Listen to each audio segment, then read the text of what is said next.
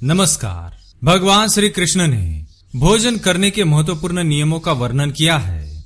किस प्रकार का भोजन मनुष्य के लिए उत्तम और सुख प्रदान करने वाला होता है, किस प्रकार का भोजन मनुष्य को दुख एवं व्याधि प्रदान करता है। भोजन करते समय मनुष्य को अपना मुख किस दिशा में रखना चाहिए, भोजन करने से पूर्व कौन से मंत्रों का उच्चारण करना चाहिए, भोजन अच्छे से पचने के लिए कौन सा मंत्र बोलना चाहिए, इस प्रकार के कई महत्वपूर्ण नियम भगवान श्री कृष्ण ने बताए हैं। यदि कोई व्यक्ति बीमार है तो उसे भी भोजन करते समय विशिष्ट दिशा में अपना मुख करना चाहिए, जिससे कि भोजन शक्ति से उसके रोगों का नाश हो।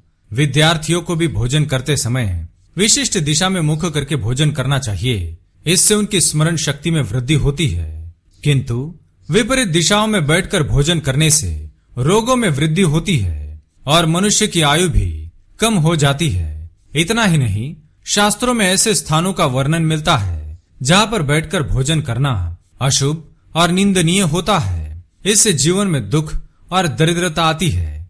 तो चलिए जान लेते हैं भोजन संबंधी महत्वपूर्ण नियमों के बारे में, जिनका पालन हमें अवश्य ही करना चाहिए। सबसे पहली बात, भगवान श्री कृष्ण कहते हैं कि मनुष्य को बिना स्नान किए कभी भोजन नहीं करना चाहिए।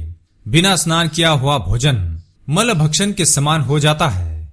ऐसे भोजन से जीवन में दुर्भाग्य आता है।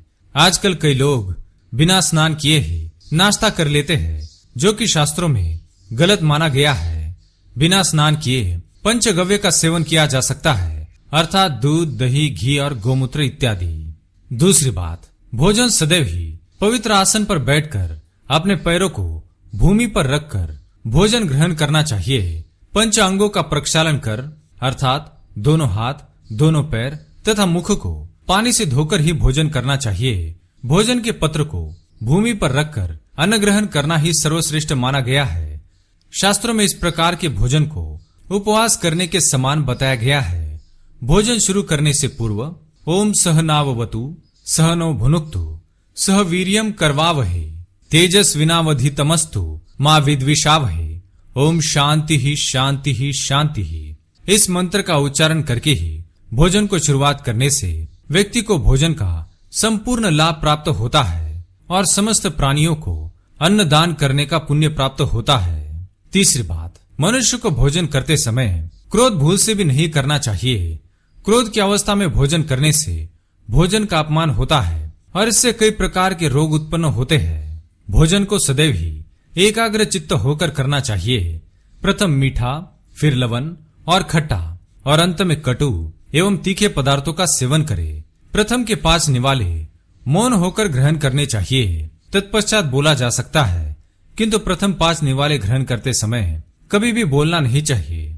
वास्तुशास्त्र के अनुसार टूटे फूटे बर्तनों में भोजन नहीं करना चाहिए, इससे जीवन में दुर्भाग्य आता है। भोजन हमेशा ही स्वच्छ थाली में अथवा वृक्षों के पत्तों पर करना चाहिए, किंतु टूटे फूटे बर्तनों में, गंदी थाली में कभी भी भोजन नहीं करना चाहिए, इससे दुर्भाग्य आता है। चौथी बात, अंधकार में अथवा आकाश के नीचे बैठकर भोजन नहीं करना चाहिए। भोजन करते समय सिर पर छत अथवा वृक्ष की छाया अवश्य होनी चाहिए और केवल एक वस्त्र पहनकर भी भोजन नहीं करना चाहिए, इससे दरिद्रता आती है। पांचवी बात, चलते हुए, प्रवास में अथवा किसी सवारी पर बैठकर भी भोजन नहीं करना चाहिए, इससे शरीर में विविध प्रकार के रोग उत्पन्न होते हैं। शैया पर अथवा बिस्तर पर बैठकर भी भोजन करना अशुभ माना गया है, इससे जीवन में दुर्भाग्य आता है।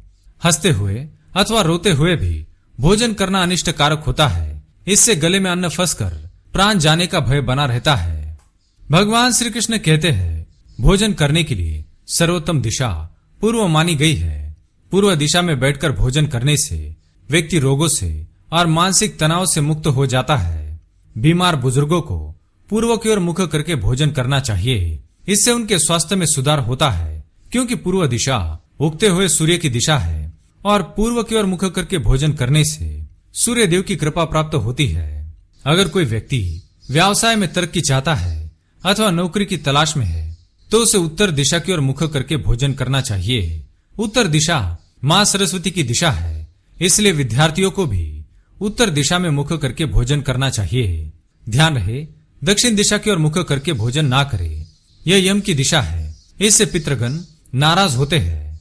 छठी बात, भोजन का अपव्यय करने से समस्त देवी देवता रुष्ट हो जाते हैं, इसलिए थाली में जितना आवश्यक हो उतना ही भोजन लेना चाहिए।